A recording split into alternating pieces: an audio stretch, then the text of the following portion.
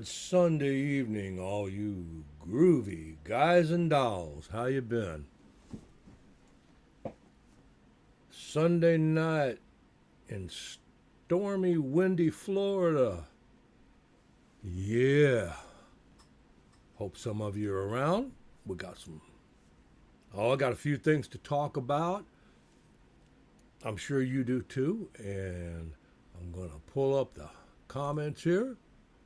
And when you get in, just say hi so I know you're here. I see people starting to filter in. It's that time. And Sunday night's probably going to be, oh, what can I say? That's going to be my time from now on. I'm going to keep doing Sundays. I'm not going to do Saturdays. So we'll be here on Saturday or Sunday nights. We're going to let Saturdays go for other things. And tonight, I do want to talk about a few things. As you've seen in the description of the video, I want to talk a little bit about some live albums. You know, I released the video on Peter Frampton, who had a mega success with his live album. But there's others too. And bands like, you think about bands like Kiss, Bob Seger, Cheap Trick, had they not released these killer live albums, you may never have heard of them if they hadn't done that. They jump-started their career. So we're going to talk about some of them albums tonight. Let me see who's in here tonight. Brent. Hey, Brent. Nice to see you. Thanks for stopping in. There's Jack Bird. How you doing, Jack Bird? Good to see you. Thanks for stopping by on a Sunday night. Yeah, more people coming in, filtering in. Takes a little time. We got the delays going on and everything. But, you know, as you look back at the 70s, there was lots and lots of live albums released during that time. And them live albums made a lot of them bands and got them noticed. You know, like Cheap Trick, they beat around, and they didn't even record their live album here in the United States. We'll get into more of that in a little bit. But once they recorded that live album, then the albums before that started taking off. The same happened with groups like Kiss, Peter Frampton, Bob Seger, you know, quite a few. And I got a few to talk about there. Brother Kurt Cook, what's up? Good to see you, my friend. Glad you're here. Thanks for stopping in and spending a little time on your Sunday evening. What are you doing, Millie? Got another cat here, a different one. Molly's not here tonight. She's off in the other room. That's Millie. That's Millie Cat. She's got a story of her own, too. But I want to talk about groups. And here's what we're going to do. The first group that I really want to talk about that put out a live album, they put out a double in 1977. And for people in the Midwest, we didn't need the live album to know who this group was. But on the East Coast and West Coast, they was nobodies. You know, they was just nobodies. And the group I'm talking about is REO Speedwagon. They recorded that double live album. I believe it was called You Get What You Play For, and it was recorded in 1977, I believe, or 76. It was released in 77. And it was recorded in, I think there was about 4 different venues that they recorded to get this live album. Kansas City was one, Kiel Auditorium in St. Louis, where I'm from. on the Cooley Ballroom in Atlanta, Georgia, and the Convention Center in Indianapolis. Now, REO Speedwagon was really big back in the 70s in the Midwest, but they didn't get branched out until this live album was released and they went platinum. Now, Kevin Cronin had just come back with the group. You know, he come with them and then he left and then came back. And this time when he came back, he was there to stay. And if you look on the right, you see the bass player at that time was Greg Philbin. Bruce Hall had not joined him yet. Greg Philbin was still with him when this was cut. But the producer who produced that album didn't do a good job on it, and they wouldn't release it. They didn't think it sounded right. And I think this was the first time that Gary Richrath and the members of the band took the bull by horns, and they fired the producer and mixed this album themselves. So this live album, You Get What You Play For, was produced by the band and mixed by them. Alan Gratzer and Gary Richrath, Neil Doughty, and Kevin Cronin had something to do with it. I don't know if Greg Philbin was in on that or not, but it had songs on it. You know, it opened with Like You Do, great live version of that song. The old one, Lay Me Down. But I guess probably the big one that was on there was the live version of Riding the Storm Out. And that really, after this album was released, then people started buying them albums before, like Riding the Storm Out. And some of their other, Keep Pushing On, songs like that, albums like that. You know, I think that was the one with the cowhide on it or something. It looked like a cow skin or something. But anyway, and Gary's guitar solo in Flying Turkey Trot, 157 Riverside Avenue, REO Speedwagon. This album kick-started them into who they were. We'll take a minute here. Larry Strick. All right, how you doing, Larry? I'm glad you like the docs. I'm glad you do, and I do appreciate you watching them, and I do appreciate you sticking around. Michael Chewing, my old buddy, how you been? Happy Sunday to you too, my friend. We're doing good. Anybody comes in, feel free, leave a comment. Let me know who you are, what you're doing. Say hi, say I'm high, say what you want. That's fine to do. We're talking about live albums. If you've got a live album that really sticks with you, go ahead. We'll talk about it if I know a little about it. And if I don't, we can look it up or somebody else can talk about it. But I'm going to talk about another live album, and you talk about one that really, really kicked off a band's career. And that was this one right here.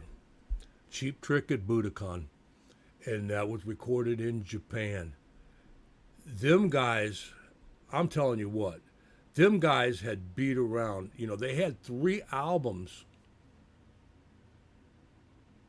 that are classics now that nobody heard of until after this album was released. You know, they failed to catch on here in America, but they really went over good in Japan, and they went over there. And they was just playing bars and things like that. They didn't have a lot going on. This was let's see. I believe it was in 1978 that they recorded this, and it was released in like 79 in the United States. You know, it had there was only 10 songs in the beginning released. Hello There, Come On, Come On, Look Out, Big Eyes, Need Your Love, and that really great cover of that Fats Domino song, Ain't That a Shame, I Want You to Want Me, Surrender. You know, there was 10 songs on this album, but this is what got them going. You know, they was just a small group from Rockford, Illinois, you know, in 1973. And the lineup, they've pretty much stuck together. They stuck together for a long time. You know, they had Robin Zander up front, and Rick Nielsen, of course, on guitar. Tom Peterson bass, and of course the drummer Bunny Carlos, and they put that together, and it, it really took them up. This band here, had this album not done good in the United States, you might not know who Sheep Trick is, and if you're fans of them, got these live albums. Oh, the '70s was just full. Like I said, my two favorite live albums for myself from the '70s was the Allman Brothers Live at the Fillmore and Leonard Skinner's One More from the Road. Them were two fantastic live albums, but all of these was good. Hang on, let me see who I got here. Humble Pie gave it their all. Yes, they did. They sure did. That was a great group. I saw them one time, but I missed it when Peter Frampton was already gone. But Steve Marriott, he commanded the stage. He stole the show. He's that good. He was that good. Foghat Live was a good one. It sure was, Tommy. How you been, bud? Good to see you. I just saw you yesterday. You see, yes, Foghat Live. That was a good one. I got a few more to go through here, and then I'll be done, and we'll go through and talk some of these. Like I said, like Tommy just said, Foghat Live. Name some more. We'll go back through them, and we'll talk about them a little bit. Now, the next album, I saw this guy open for Kiss in when was it? 1970, late 1974, before this album came out. And this album here is what, sent Seeger over the top, and people went back. He had great songs then. It's just people wasn't buying the albums like they should have. But they released this, and it opened up. First song on there, I believe, was Nutbush City Limits. And of course, that was written by Tina Turner, recorded by Tina and Ike too. But it went on. The drums. When I hear this album, I always think of the drums. I sit there and listen to them, and the drummer was just so powerful. His name was Charlie Allen Martin, and he played on all of Bob's earlier stuff, like on this album too. Beautiful Loser, Traveling Man, Jody Girl, Turn the Page, Rambling Gambling Man, Heavy Music, Catmandu. This was just really, really, really, really, really, really a great album. And there's no doubt that there's no doubt that it kicked Bob Seger's songs, his Night Moves album, and all of them before that, Turn the Page. It drove the sales up on them, and basically, made Bob Seger a star known all over. Oh. And there's the other part of that album cover from his live. I can't read that. I don't know if y'all can see it or not. I can make it a little bigger, but not really. Can't really do it. Can't really do it.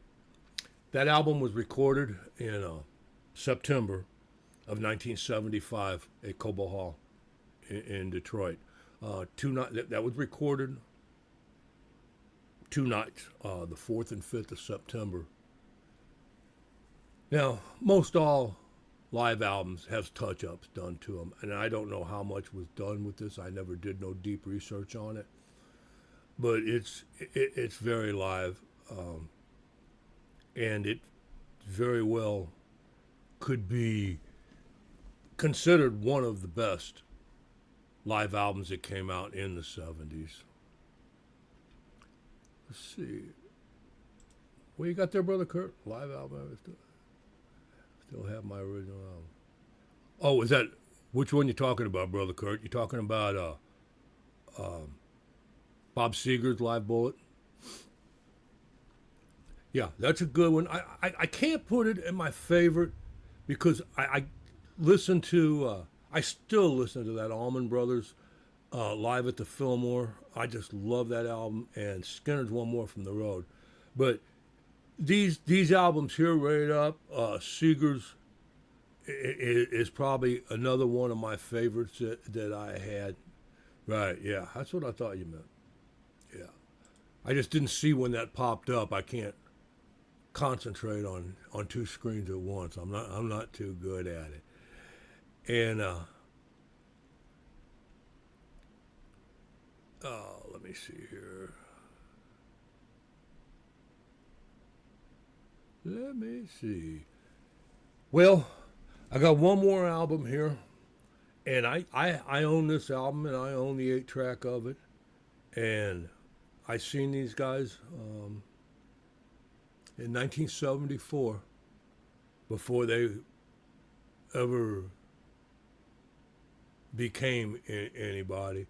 And if ever a group needed, they had 3 albums out, and I'm talking about these albums only sold 50, 60,000 units a piece. They hadn't sold over probably they hadn't sold over 200,000 units out of 3 albums, and they was really running broke. The record label was broke, and they did a live album, and the rest is history. That Kiss Alive album took them places the albums before that all sold. They never was a big singles selling singles. I think Beth and Rock and Roll All Night might have sold a few, but they was basically an album band. But this album here was recorded. It was recorded. Some of it was recorded in Detroit. I believe this was recorded in 1976. I'm guessing somewhere around in there. There was a Cobo Hall in Detroit and Cleveland, and I think one in Davenport, maybe Davenport, Iowa. I don't remember. There was a few different places it was. It was a long playing double album with 16 songs on it, and they all came from the first 3 albums. People didn't know the albums. If you listen to their studio and listen to this, totally different. And here's something that I think made a difference on this album. Is why Kiss didn't really, really, really break out with their albums, because their first album, there's at least 6 songs on there they were still playing in their live show 50 years later. Very strong songs. They just wasn't produced really well. And when Kiss wanted to do that album, they wanted a producer named Eddie Kramer, who worked for Bell Sound Studio there in New York and had worked with some of the big ones, Jimi Hendrix, Led Zeppelin, I believe. He produced a lot of them. And they wanted Eddie Kramer. But Neil Bogarts, who owned Casablanca Records, said he took too long and it cost too much money, and they ended up getting Richie Wise and Kenny Kerner to produce it. But Kiss Alive was the first album produced by Eddie Kramer, and it put him on the top. And Eddie Kramer would go on and produce a couple more albums for him, and then I believe Eddie Kramer produced Ace Frehley's solo album too, and I think he produced some albums for Ace Frehley's and Frehley's Comets too. But the producer had a lot to do with that album, and really, really pushed it over, and sent Kiss flying down the road, turned them into, the rock and roll group they were. That right there is their first 3 albums up there. Kiss with their debut album with their 4 pictures on there, and then Hotter Than Hell, and then Dressed to Kill. And this album was recorded sometime during the Dressed to Kill tour. And that is what made them. Now, there's four good albums and four groups that I don't believe would have had near the success they did if it hadn't have been for live albums. What about you? Let me hear what you got to say. I'm going to go back. I've missed some. Frank Marino, Mahogany Rush live. I saw Frank Marino live. Ooh, buddy, you talk about a hot, fast, and loud guitar player. Saw him in a little 3,000 seat theater in St. Louis. Great. I got a video on the channel, Vlad, of Frank Marino, and I talk about that concert in there. If you get a chance, watch it. It was a great show. Yes, song is good. Yep, that definitely. But I don't know if they needed that live album. Their career was good. They had a good career going too. I'm doing just fine, Hornback. How are you? Good to see you, my friend. Thanks for stopping by. You know I appreciate it.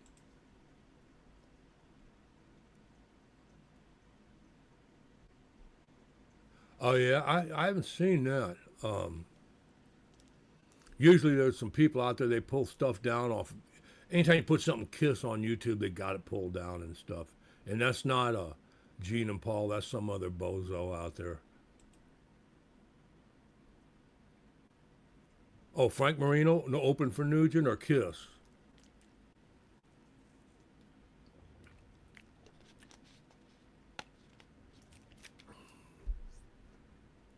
I know Kiss and Nugent played some shows together years later on down the line. Marino, yeah. You know, Frank Marino, he been hadn't played for about 5 years. He had some issues, shoulders and things like that, and he has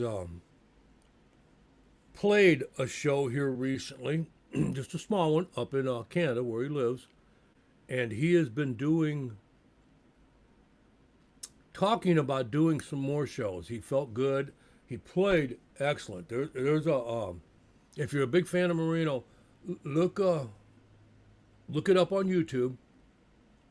And it was done. Looked like in a Legion Hall. You know, nothing big and fancy.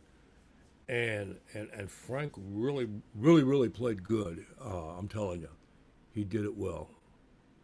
Yeah. Yeah, oh yeah, Seeger did. I mean, you know, and the thing, you know, Kurt, in a way, you say something like Haggard changed country. I don't think people realize how many of them songs that Bob Seger wrote. You know, he was a very good songwriter, and he wrote and put a lot of that together. As a matter of fact, Seger, oh, when was it? Back in the '90s, he did a country album, played some country music, um, and he also wrote that one song other people recorded. He wrote that song the Eagles recorded, one of their last big hits, "Heartache Tonight." That was Bob Seger. Bob Seger doing that. I'm gonna take them off. I don't need them. If something happens and my voice quits, let me know. But I don't need them. They're hot on my ears. Hot on my ears. Yeah, Seeger's definitely an icon. You know, I think Seeger's 80 now, maybe 81, and he lives down here in South Florida. And he talks about getting out and singing once in a while, but he's mainly kept a low profile the last couple of years. I will. I'll do that. We've got tonight. We've got tonight. Yeah, Seeger had some great songs. I bought that Seeger album, the one that had Rock and Roll Never Forgets and Night Move On. I bought that, you know, when it first came out, because I had seen him open for Kiss.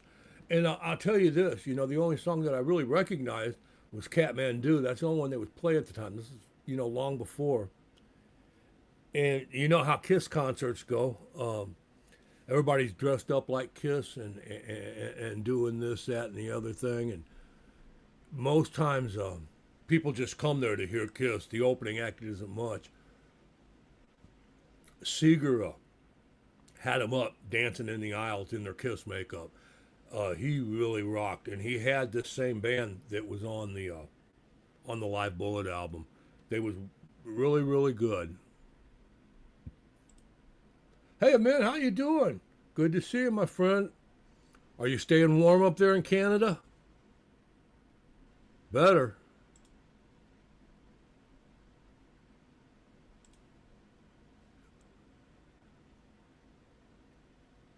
Us, yeah, Seeger's songs. He's got some complicated stuff. A lot of good songs. I mean, one that comes to mind that a lot of people talk about is that one "Down on Main Street." That's one that was really, really a good song. But he had some good rockers. He had good ballads. I mean, he had a wide range of rock and roll.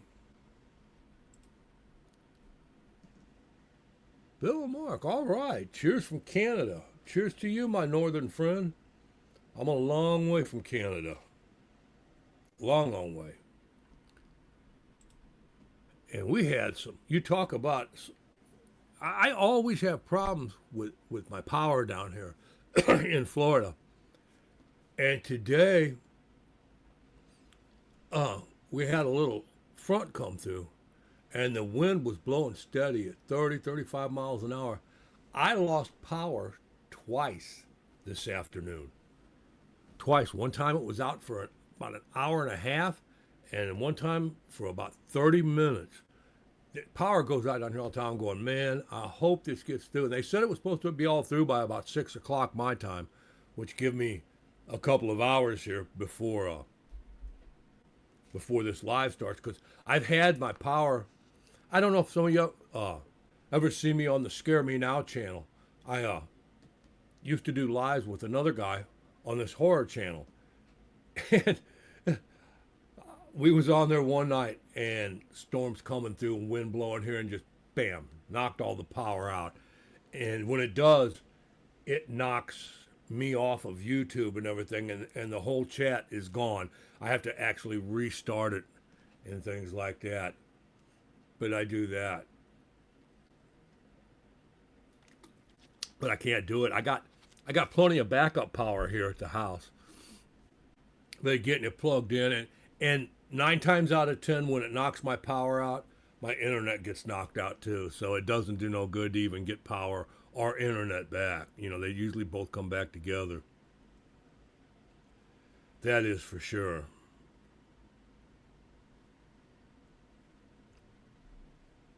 Oh, let me see here. What have I talked? Yeah. Oh, let me see if I can get another tab going here.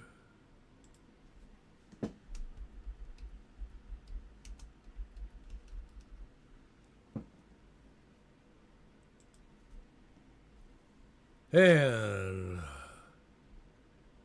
yeah, I wanted to look that up for Tommy, that Foghat Live album. It came out in 77, and it was one that really pushed Foghat too. It got their other albums going, because the live album is their biggest selling album. You know, it was certified double platinum. Foghat Live, yes it was.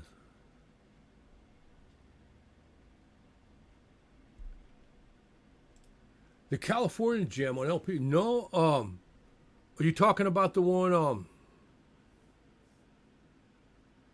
Let's see. They had one with the Eagles played on it. Is that the one you're talking about, Vlad?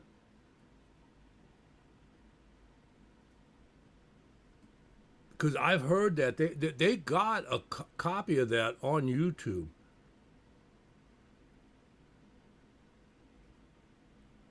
Lonesome Dove, Lonesome Dave. No, that don't ring a bell with me.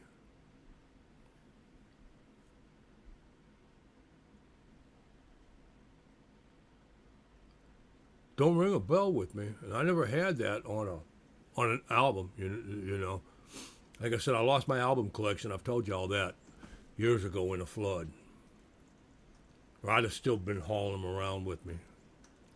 They was something that I wouldn't, you know, I would never have parted with. But mine all got flooded by the Mississippi River. I had them in storage down on the river. And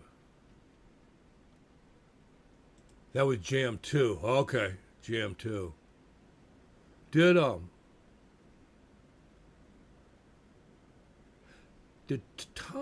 Tommy Bolin play on that one?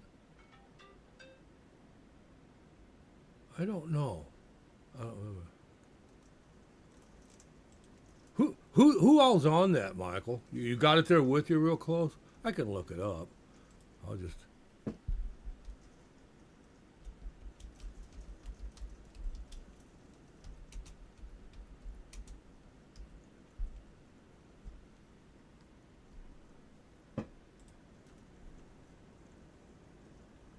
Oh, let's see, who was there? No. Oh. Frank Marino was there. Okay. Yeah, Frank Marino, Santana, Nugent.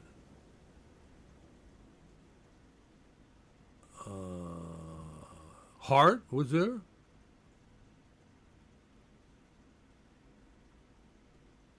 Santana, yeah. Aerosmith.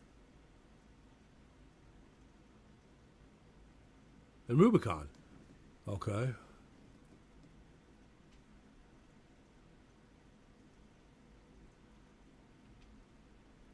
It's not showing. Not showing. Are you talking about on the California Jam 2? It's not showing it on the album.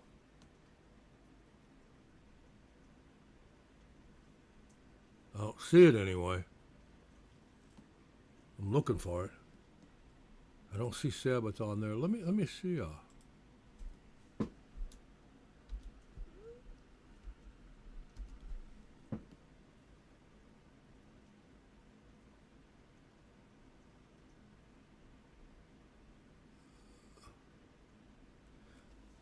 Let's see.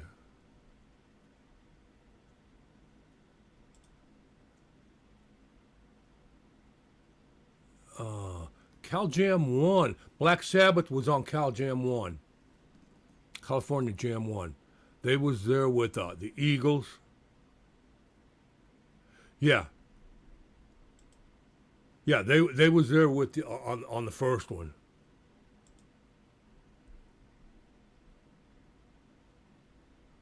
Yeah, Dave Mason, Bob Welch. Okay. See, I'm just looking at the album here.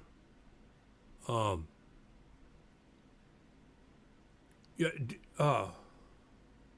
Was Cal Jam 1? That's the one where. Was that the one where Richie Blackmore set the amplifier on fire and blew himself up?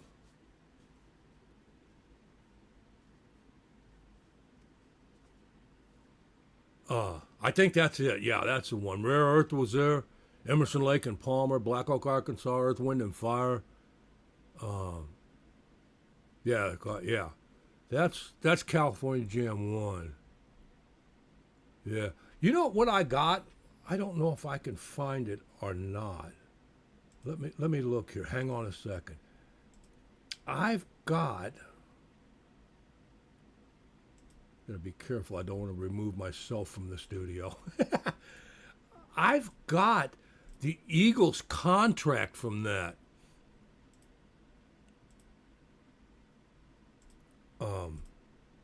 I'd like to show it to y'all. You wouldn't believe how much money the Eagles made for that. And here's a little tidbit about that. When the Eagles played it, I know a little bit about this because I had that contract and everything. Don Felder had just joined the group, a few months before, and he was looking so forward to playing it. And the day before, they flew into California. His wife went into labor. So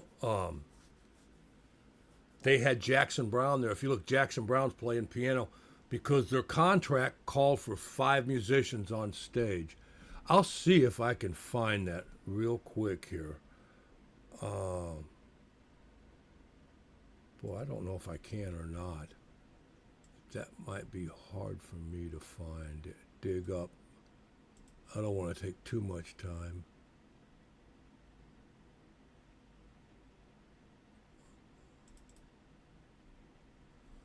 Let me see here. Give me just a second. I'll look and see. You guys can see that.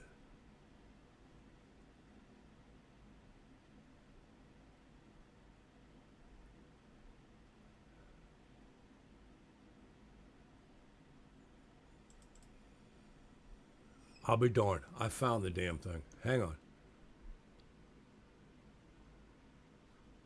Why ain't it working? Oh, I know why it ain't working. I got the wrong thing called up. Okay, I know where it's at, though. I'm going to pull that contract up, see if y'all can read this.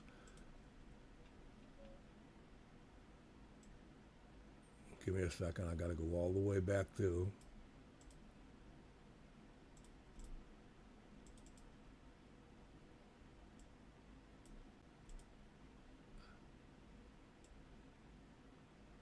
Now, wait a minute. Where in the hell did it go? This is the bottom of the contract. I had to put it in 2 pieces. Here's the bottom of it right there. But I want what I'm looking for is the top piece to it. Hang on just a minute. I've got the top of it. It shows how long they had to play and how much they made and everything like that.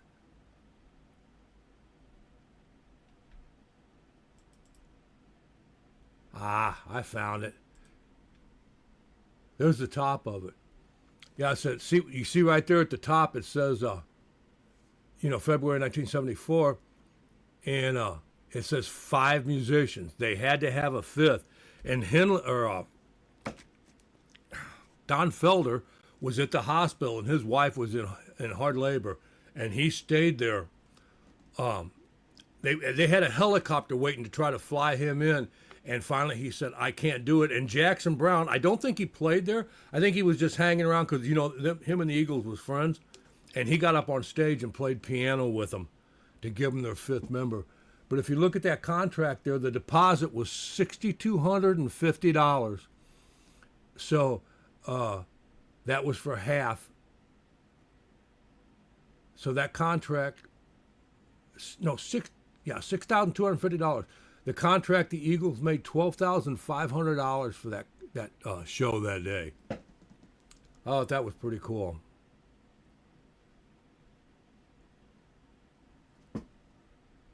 There's all kinds of cool stuff out there, these contracts and things like that on the internet.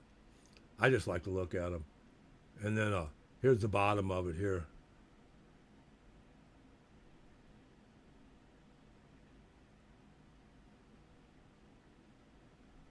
Leader's name, Glenn Fry.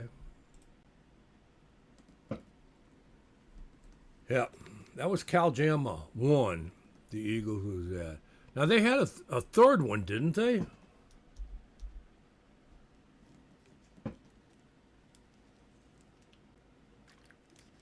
I don't know. Not that I know of. I mean, with the Eagles,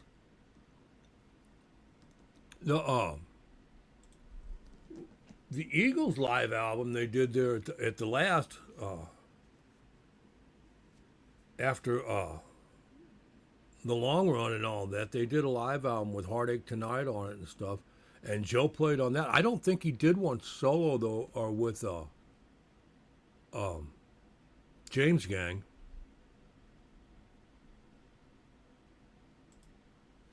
But I could be wrong. Don't hold me to that.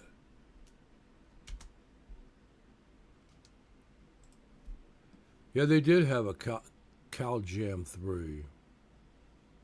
No? Oh, 1991. I saw it while I look, I go, who the heck is that? Deep Purple was there. That's not. No, they wasn't. Timeout. Timeout's been called in the studio. Thing's not sure. Yeah, I don't trust this now. because this is AI talking to me and I don't trust it.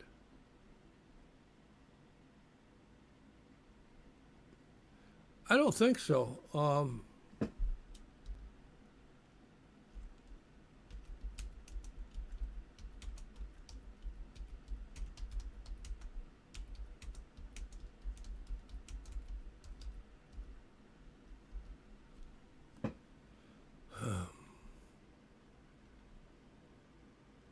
Okay. Now, I'm not going to, let me look. I'm not going to swear by this because this is AI talking, but it says Joe Walsh released a live album in 1976. And 1981. And it's called You Can't Argue with a Sick Mind. You know, that's right. I remember hearing it too. The other one they said is All Night Long. And I remember hearing that song on a live cut. Now that I think about it. Let me go down here and look though. I don't trust AI as far as I can throw it for information. It's wrong a lot.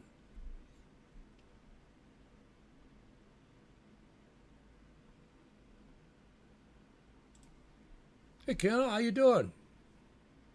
Good to see you. Thanks for stopping in. We're sitting here talking about live albums. And I'm looking them up and we're talking and trying to.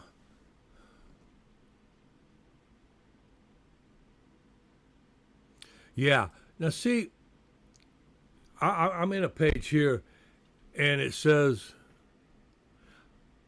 this is from, this is from about that album Should Exist. I find it very odd that in Joe Walsh's long solo career, he only released one live album. And that was the one we just talked about. You Can't Argue with a Sick Mind, released in 1976.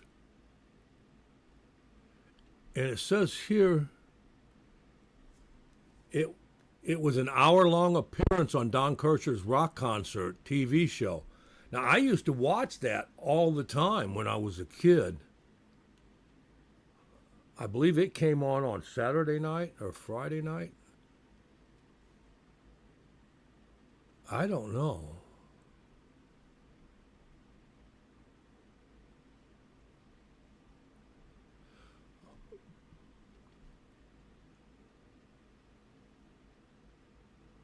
Now, here's some interesting information on that.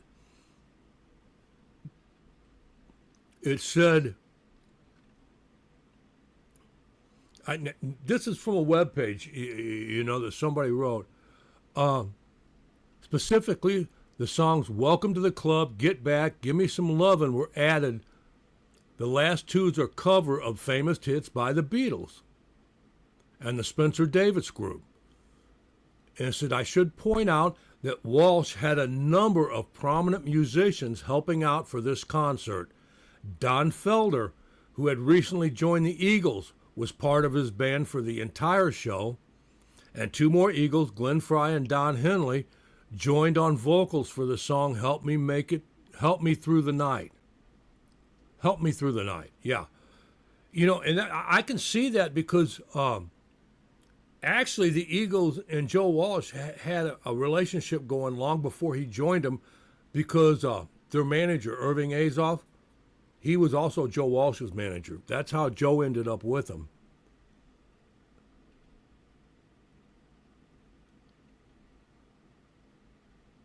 Yeah, so Don Felder, Glenn Frey, and Don Henley is on that album with Joe Walsh.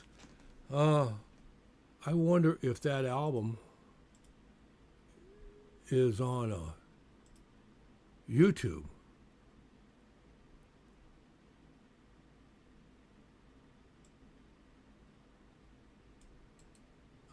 And we'll find out real quick here.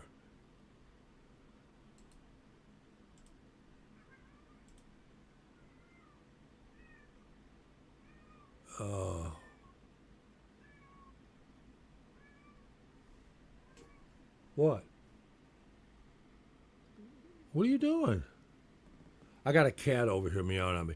Yeah, there's some of the songs on here. Um, Let me see. I don't see the whole album on YouTube. You can't argue with the sick mind.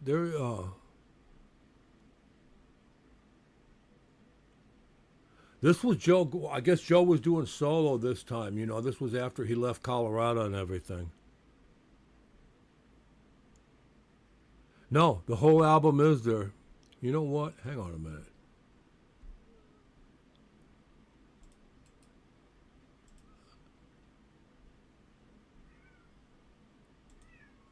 Here you go. I can do this.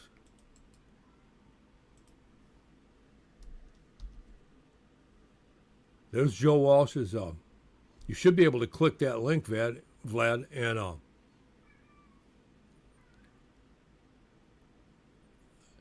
that's the whole album right there. Somebody uploaded it about 3 years ago. So if anybody wants to see Joe Walsh, they say that's the only one that is his only solo live album.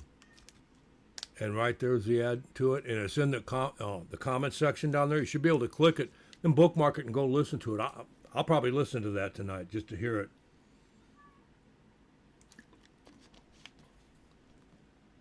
Millie, what's wrong with you? Millie?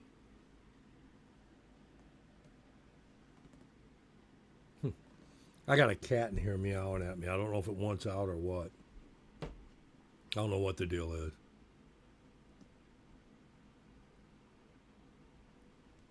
But there it is. That's Joe Walsh's live album.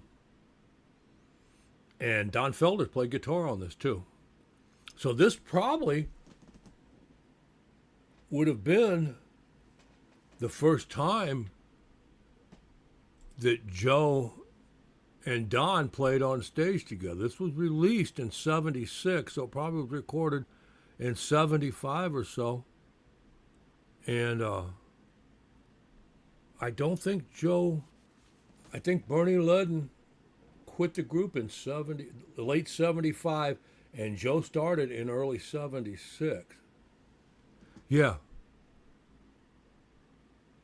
It said this solo album of Joe Walsh was released in 1976, and that was an unusually short one as live albums go. It's only 34 minutes long. Let me see. Yep, it shows 35 minutes here on YouTube. So I set about to find a good bootleg concert from the 70s before he joined the Eagles.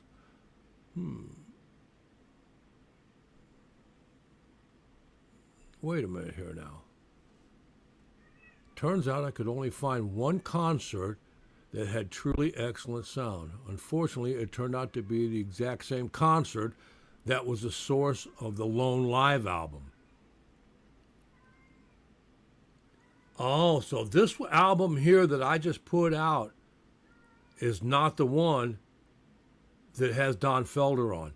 He did another recording. He redid this album on Don Kirshner's rock concert. But there's a bootleg copy of that somewhere. I wonder if I can find that.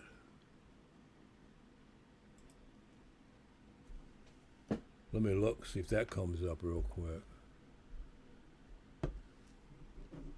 And we will find out real quick. No, I don't want to do that.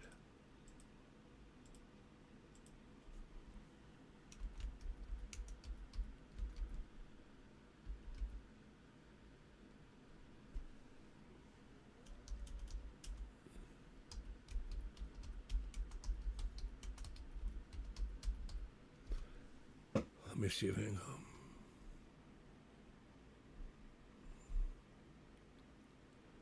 You know what? There is some songs on there. Help Me Through the Night. Joe Walsh and Friends. Don Kirshner's rock concert, 1975. Oh wow. I can't play it on here for you guys. You'll have to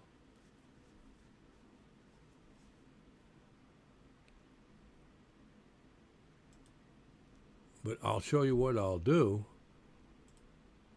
This is the one, this is the version.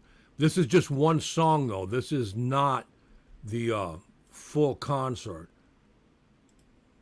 But this one has Glenn Frey, Don Henley, Joe Walsh, and Don Felder.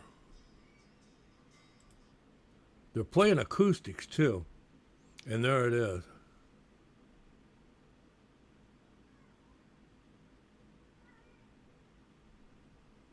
Oh, Fandango. There you go. That had some live cuts on it. Thunderbird in the beginning, Jailhouse Rock, that long run around. And then there was some studio stuff on that. But Fandango had some live cuts on it. That intro, the opening part of that album. It started with Thunderbird and a Jailhouse Rock.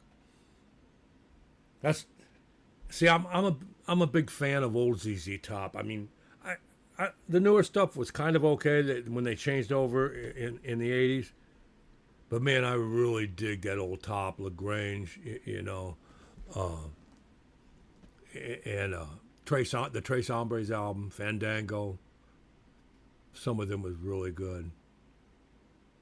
Yeah, Nasty Dogs and Dirty Kings. Um, What was that one? I heard it on the X. That was on. Yeah, there you go. Somebody said it. Yeah. I, I didn't read. Oh man, I didn't catch it fast enough.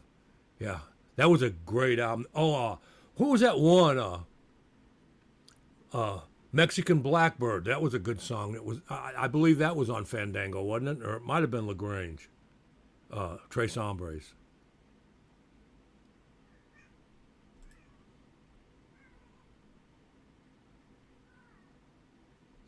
Yeah. Well, here's the thing.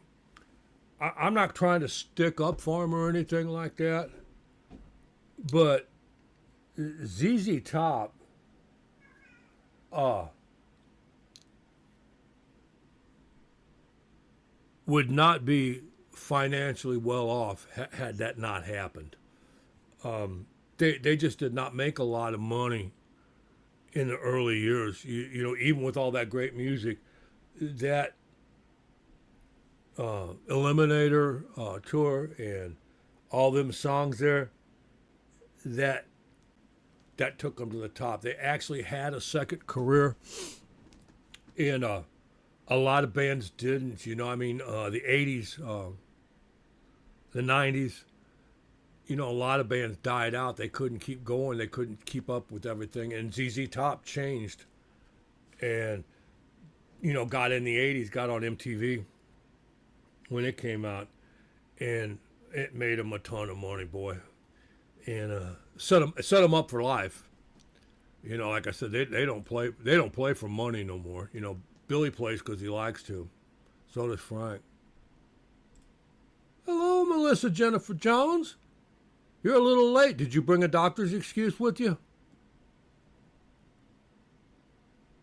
Yeah, I love the earlier stuff. I mean, Billy's playing was just so cool, man.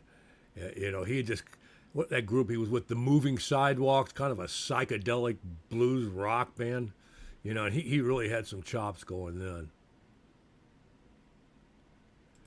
I went to very, very few concerts um, after, say, 1984, 85. I didn't go very much. The bands was changing, or they was breaking up and quitting, and doing stuff. And I don't really go and see many of the what do you call it? The tribute bands that has a few players in there. Although I would go and see, I saw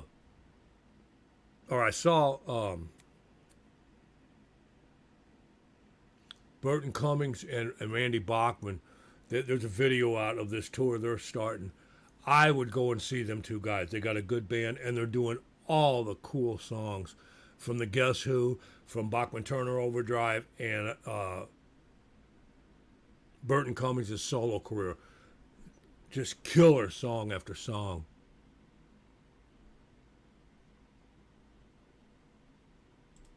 What? No, I'm just a sicko. Yeah, me too. Yeah, the Reverend Willie G. Heck of a player. That's all right. You just got here, and it's about time for me to go home. Oh, I am home, but me to get off the air. Oh yeah, that was a great song. I had a I actually had an album from the Guess Who after Randy Bachman left that I really liked, and that was the Share the Land album. I think Hang On to Your Life was on that one. I know Hand Me Down World was on it, Share the Land, Bus Rider. There was some really good songs on that. That was your last one was Joey, yeah, George Thorogood, Rolling Stones, yeah.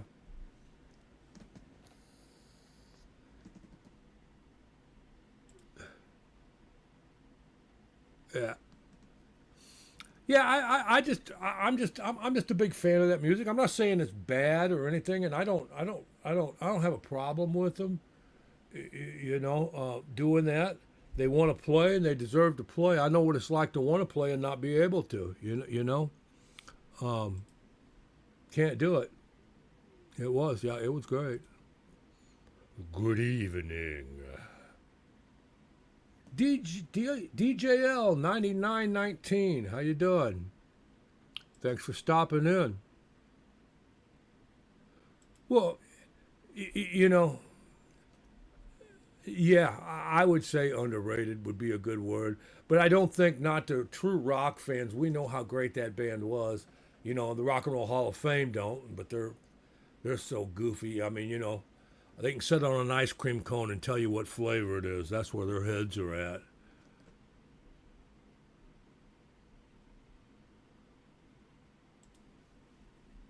Yeah, looks like Steve likes the old Rush too.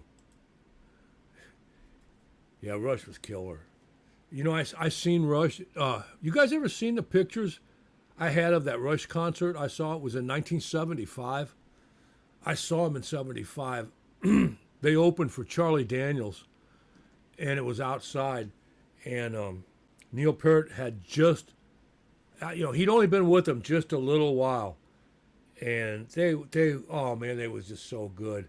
And I was sitting there, just standing there and listening to Geddy Lee sing. I was sitting there going, man, these guys are fantastic. I hadn't heard a lot about them. I got some really cool pictures from that day.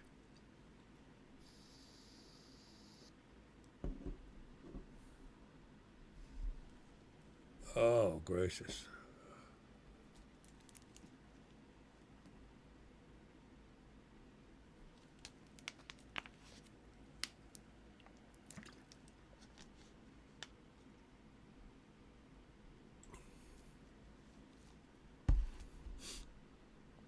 That was the only time I ever got to see Rush was in the early years. I didn't get to see him later on down the line. And the reason I went was because Charlie Daniels there. I wanted to see Daniels. It was a free concert too. It was free. And the year before, I seen Kiss. They was there. I seen that it was all free concerts. I can't believe it. Didn't even cost no money. Just had to drive up there and park. It was great.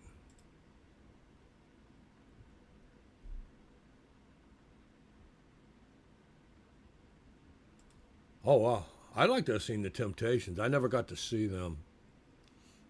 I like to see them, either when they had Dennis Edwards or God darn it, I'm having a senior moment.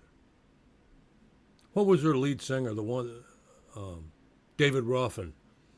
I like to have seen him there.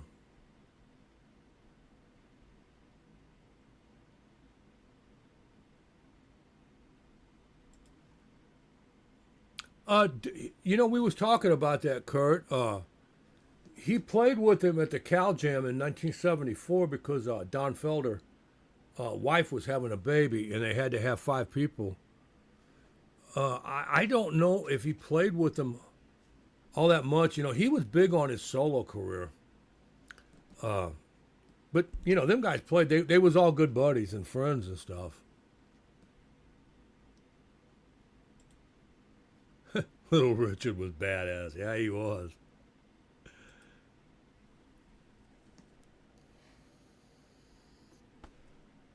Oh, Lord.